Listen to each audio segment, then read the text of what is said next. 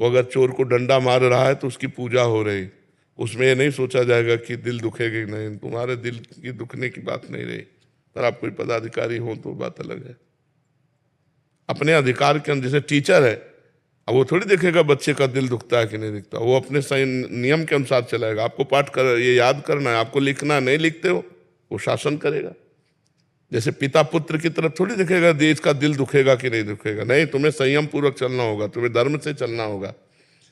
तो कुछ ऐसे अधिकार हैं जिन अधिकारों में ये नहीं देखा जाता, बकाया ये देखा जाता है। समझ रहे हैं?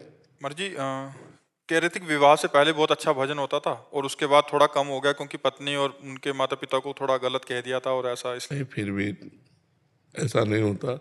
चक्रवर्ती सम्राट महाराज अम्बरीश जी, पूरा राज्य शासन और नई नवीन नवीन रानियां और परिवार, सब भगवान विराजमान है सब में। तुम्हारी तो एक ही पत्नी होगी, उनकी तो बहुत सी पत्नियां थी। तो पत्नी में भी भगवान का भाव कीजिए, क्योंकि बिना भगवान के कोई शरीर संचलित ही नहीं हो सकता। सब में ईश्वर विराजमान, तो पत्नी में भी तो विराजमान, उसे प्यार करो, कटुवचन क्यों कहो? माता पिता तो भगवत स्वरूप हैं, उनसे हम क्यों लड़ाई झगड़ा करें? हमको अपना सुधार करना चाहिए। ठीक है, नाम जप करो और सुधार करो।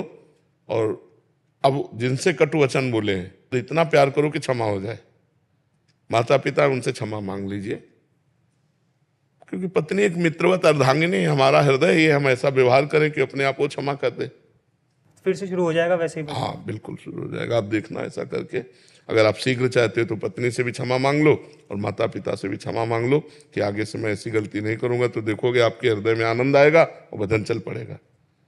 अगर अपराध बन जाए तो भगवान पत्नी के भी तो हृदय में बैठे हैं, भगवान सबके हृदय में बैठे हैं।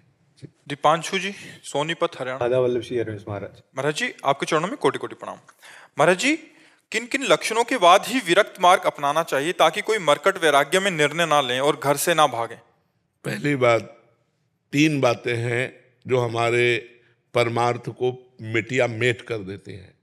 पहला है काम भोग, कंचन, कामनी, कीर्ति। 3 बातें कहेंगे तो सबसे पहला साधक के जीवन में काम भोग आता है। यदि वो स्त्री विजयी है तो विरक्त मार्ग में कदम रखे नहीं, चुपचाप घर गृहस्थी में ब्याह करके अपने भजन को पुष्ट करे। स्त्री विजयी का मतलब हमारे पास अगर भोग उपस्थित है, भोगने का समय भी है, लेकिन हम नहीं भोगेंगे क्योंकि हम वैराग्य मार्ग के पथिक हैं।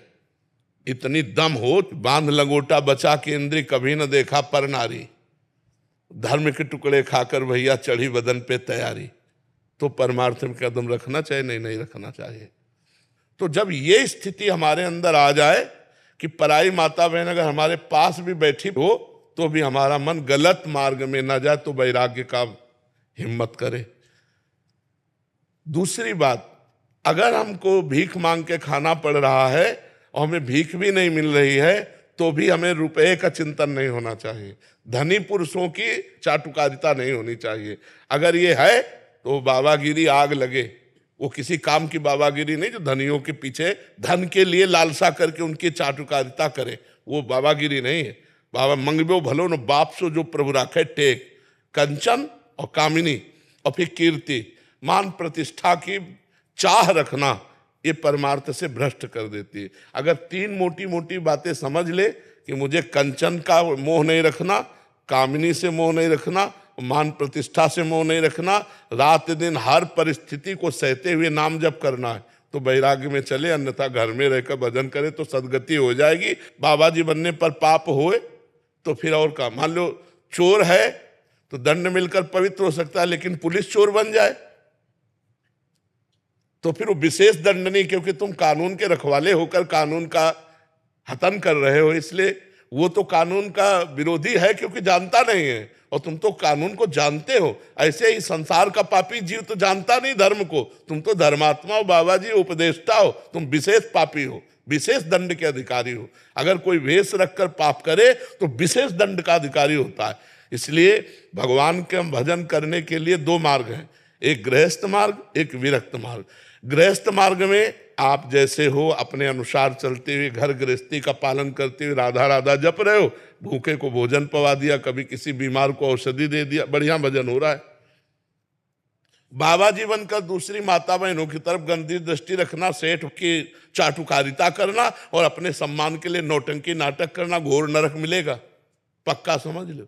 ऐसा नहीं कि बाबा जी बन गए तो तुम्हारे लिए विमान ही आएगा, नहीं। तो हरई शिष्य धन सो कन हरई, सो गुरु घोर नरक मां परई। जो शिष्य के धन का तो अपहरण कर रहा है लेकिन शोक का अपहरण नहीं कर पाया, उसे परम पद नहीं दिला पाया, उस गुरु को नरक जाना पड़ता है। बाबा जी बनना बहुत खतरे में पड़ना है, कोई साधारण बात नहीं। हम कह रहे 50 वर्ष ब्रह्मचारी रहे और 5 मिनट गलती हो गई तो 50 वर्ष पर पानी फिर गया कि नहीं फिर गया। ये कोई छोटा मोटा गेम नहीं है, बहुत बड़ा गेम है। पूरी जिंदगी भर बिल्कुल लाइन पे चलना, लाइन से जरा से भी इधर गए कि मिट्टिया मेट हो गए। एक गलती में पूरे जीवन की तपस्या को मिट्टी में मिला करके 1 मिनट में साबित कर दिया जाएगा पाखंडी है, एक गलती में। यार जीवन भर भजन किए, 5 मिनट गिर गया तो क्षमा करो, कोई क्षमा नहीं करेगा। पूरा विश्व, पूरा भारत ये बोल देगा पाखंडी है, नहीं बोल देगा। तो बाबागिरी बहुत कठिन है, सबसे ज्यादा अगर कठिन काम है तो बाबागिरी का है। पूरे जीवन मनोरंजन नहीं, पूरे जीवन कभी मन का जो चाल है उसके अनुसार नहीं चला गया, उसके खिलाफ चला गया और 1 मिनट चूक हो जाए तो कोई क्षमा नहीं करेगा। ऐसी है बाबागिरी। इसलिए पूरी तलवार की धार कही गई है, ज्ञान के पंथ कृपान के धारा और परत खगेश लगे नहीं बारा। इसलिए बाबा जी तो बनोमती हाँ, अपने घर में गरम गरम रोटी पाओ और राधा राधा जपो, इससे कल्याण। कलयुग है, कलयुग है। बाबागिरी का निर्वाह करना बहुत कठिन है। और अपने लोग गंगा किनारे 20 वर्ष भगवान जैसे, तो वो निर्वाह हो गया। अच्छा, अब समय गंगा किनारे भ्रमण करने का भी नहीं रह गया। मार डाले जाओगे, चोर कह देंगे, बच्चा चोर कह देंगे, कुछ भी कह सकते हैं, नहीं कह सकते। बाबा जी मत बोलना, बाबा जी बोलने के ही रहता है। महाराज जी, मैं भी जैसे ठाकुर शेरदास जी की तरह प्रतिदिन के 3 लाख नाम जप करना नाम जप करना चाहते हो, लेकिन भेष मत बदलना, पैंट शर्ट में रहना। हाँ, अपने घर के हाँ, भेष बदलना बहुत कठिन है, बहुत कठिन है। जरा सा भी चूक हो जाए तो भाई कोई बर्दाश्त नहीं करेगा, इसलिए बहुत सावधानी। अच्छा, हमें और कोई बर्दाश्त करे चाहे न करे, ईमानदारी वाला जीवन जीना चाहिए। देखो, गृहस्थ है, अपना ब्याह कर लो, 10 पैसे कमाओ मेहनत से, खुद खाओ, दूसरों को भी खवाओ, नाम जप करो, बढ़िया जीवन है। अब बाबा जी बन करके मांग के खाना, पूरे जीवन बस अलर्ट रहना, तनिक भी गलती नहीं होना, तो भाई मान लो बाबा जी बनने का मतलब मैं मराब, ऐसा मान ले तो जी जाएगा। मरो रे जोगी मरो मरनो है ति मीठो, ऐसे मर के देखो जैसे गोरख मर दीठो, गोरखनाथ जी कहते हैं। अपने को मन मार्या तन बस में कीना, हुआ भरम सब दूर, बाहर से कछ दिखत नहीं अंदर चमके नूर, आपो त्याग जगत में बैठे नहीं किसी से काम, उनमें तो कछु अंतर नहीं संत का चाहे राम वो बात एक स्थिति है। नहीं महाराज जी, मतलब शादी का वैसा कोई वो नहीं, कोई आकर्षण नहीं। अब देख लियो तुम आकर्षण, श्रृंगी ऋषि का नाम सुना है सुनो, मृगी से पैदा हुए थे, स्त्री देखा नहीं था, श्रृंगी ऋषि।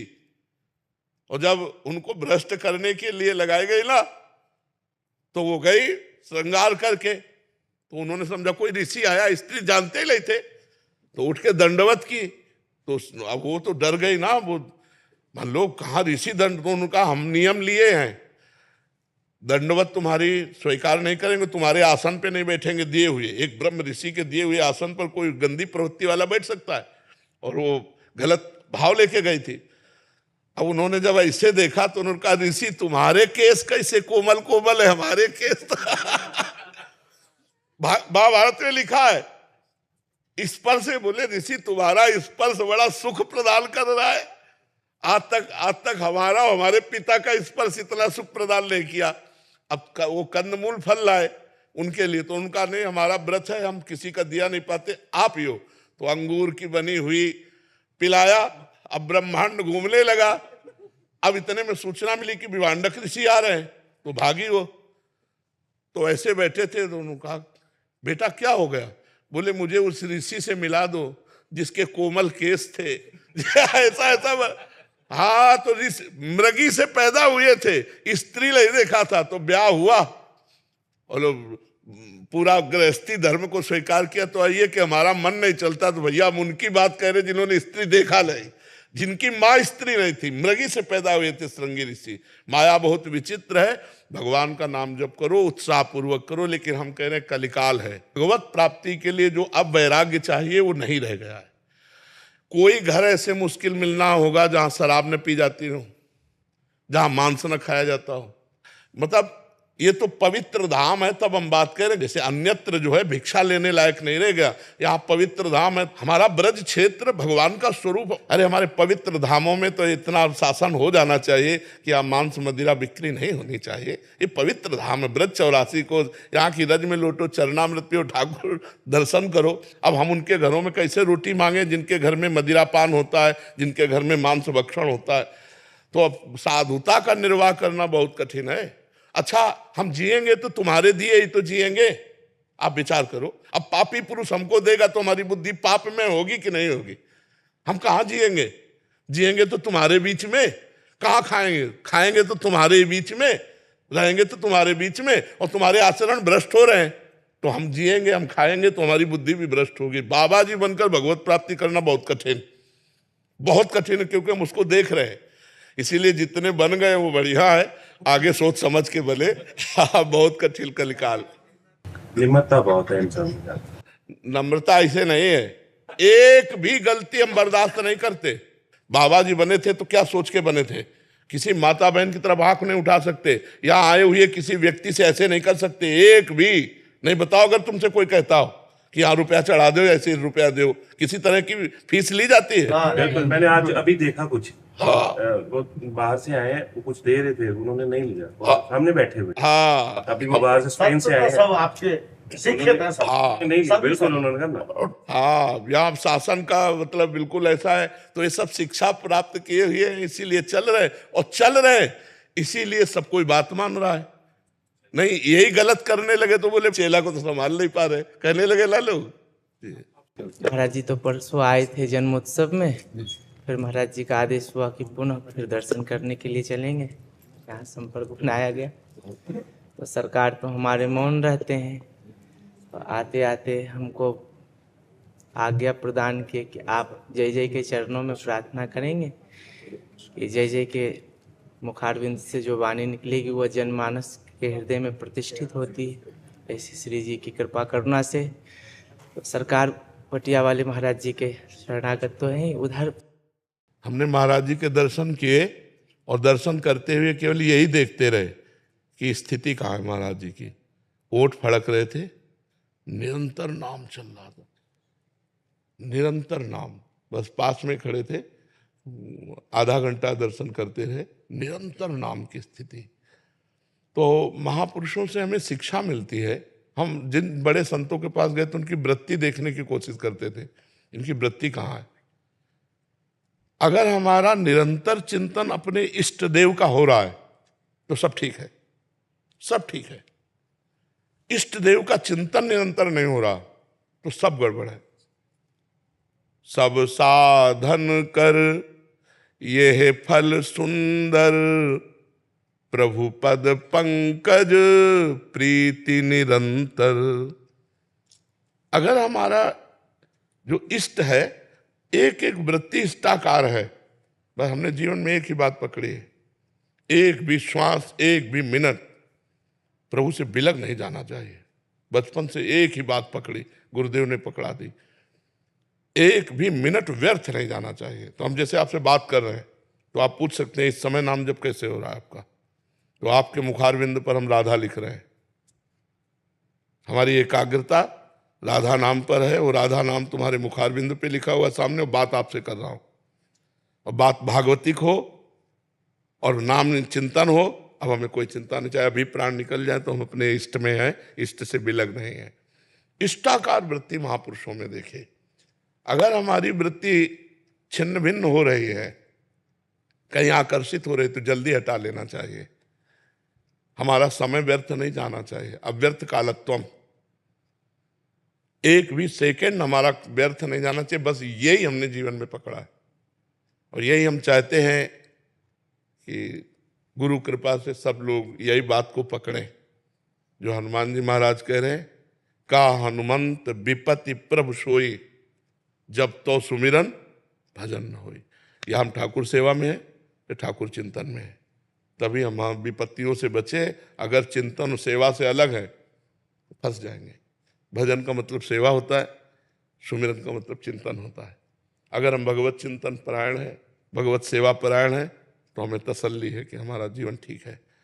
एक भी मिनट नहीं, एक भी मिनट अव्यावृत भजनात् देवर्षि नारद जी कहते हैं, अखंड भजन, तन्मयाहा, तन्मय होकर के प्रभु के चिंतन में, तदर्पिता अखिलाचारिता तद्विस्मरणेन परम व्याकुलतेति, समस्त आचरण भगवान को समर्पित। ये शरीर भगवान की धरोहर है, इसके द्वारा कोई भी ऐसा आचरण न हो जिसमें मैं भोगता हूं। नहीं, मेरे प्रभु, ये दास प्रभु का संपूर्ण समर्पण चित्त, तो एक भी वृत्ति मैं सुख वाली नहीं होनी चाहिए। जोई जोई प्यारो करे सोई मोहि भावे, ज्यों ज्यों राखत हो त्यों त्यों रहियत हो हरि। और निरंतर भगवत स्मरण, भगवत स्मरण छूटे ऐसे बड़े से बड़े शुभ कर्म का भी त्याग कर देना चाहिए। जो कुजोग ज्ञान अज्ञानु, जहाने राम प्रेम परधानु, सो सब धर्म कर्म जरि जाऊ, जहां राम पद पंकज भाव। हमारे इष्ट का भाव छूटे, ऐसे आग लगे धर्म कर्म में, ऐसे ज्ञान वैराग्य जोग में हम भी आग लगे, जिसमें हमारे प्रभु का चिंतन छूटे। वैराग्य वही सार्थक जो अनुराग से रंग दे हमारे हृदय को, ज्ञान वही सार्थक जो अनन्य बनाकर इष्ट की तन्मयता में डुबो दे कि इनके सिवा कोई है नहीं, इससे बड़ा कौन सा ज्ञान सिय राम में सब जग जानी, करो प्रणाम जोरी जुग पानी। बस निरंतर भगवत चिंतन, यही जीवन की सार्थकता है, यही महापुरुषों से इतना प्रभाव। महापुरुष जिस आसन पर बैठ गए वो आसन सिद्ध हो गया, वो आसन मनोकामना पूर्ण करने वाला हो गया। जैसे वो पटिया, वो देव रूप हो गई, भगवत स्वरूप हो गई, जो कामना करो उसकी पूर्ति करने वाली हो गई। क्यों? क्योंकि उसमें बैठकर नाम जप हुआ है। नाम जप का इतना बड़ा प्रभाव आप विचार करके देखो। संतों के वस्त्र, संतों की पादुका, संतों का आसन क्यों परम पूजनीय हो जाता है? क्योंकि वो नाम जप करते हैं। तो तुम नाम जप करो, भगवान के दासत्व के मार्ग में चले तो अब हमारा एक ही नियम है, एक मिनट हम विस्मरण नहीं होने देंगे बस। और धन्य है वो संत जो रात दिन उनमें लगे हुए, तद विस्मरणेन परम व्याकुलते थे। तो यही जीवन का सार है, हर क्षण नाम चलता चाहे। और अगर हम किसी से बात भी करें, अच्छा है मौन है, मौन से बहुत प्रपंच खत्म हो जाता है। मौन बहुत जरूरी है साधक को, नहीं तो कहीं ना कहीं किसी की स्तुति निंदा हो जाती है। सुनो तात माया कृत गुण और दोष अनेक, गुण या उभय न देखी देखी सो अविवेक। न किसी की गुण चर्चा, न किसी की दोष चर्चा। रात दिन नाम भगवान का स्वाद लेने के लिए मौन अत्यंत, इसीलिए राधा बाबा जड़ मौन हो जाते थे। पूज्य गीता वाटिका राधा, मौन साधक को अनिवार्य है। ना अगर पूर्ण मौन रह पावे तो विचार मौन रहे। जब तक हमें आवश्यक न समझ में आवे तब तक हम उत्तर न दें, जरूरी है। कोई हमसे बोला राधे श्याम, मन में राधे श्याम बोल दिया, ए बाबा अमुक बिल्कुल उत्तर नहीं दिया। विद्वान होते हुए भी मूर्खों जैसा आचरण करे, विद्वान होते हुए भी मूर्खों जैसा जड़वत आचरण करे। शास्त्र आदेश करता है संसार प्रपंच तुम्हें छू ना पावे, रात दिन प्रभु के चिंतन। बोले लोक कल्याण कैसे होगा? यहाँ को लोक का कल्याण होना है। जड़ चेतन जग जीवदत्त सकल राम में जान। कल्याण हमारा सिर्फ होना है, लोक का कल्याण नहीं। लोक तो कल्याण स्वरूप भगवान का स्वरूप है। सर्वम खलमिदम ब्रह्म। खूब नाम जप, निरंतर नाम जप। सेवक हम, स्वामी पूरा संसार। दास हम, स्वामी पूरा संसार। कल्याण सिर्फ मेरा होना है, सारा संसार कल्याण स्वरूप भगवत स्वरूप। ऐसे साधना में चला जाए तो बहुत जल्दी लाभ प्राप्त हो जाए। जी मेरी जिज्ञासा ये है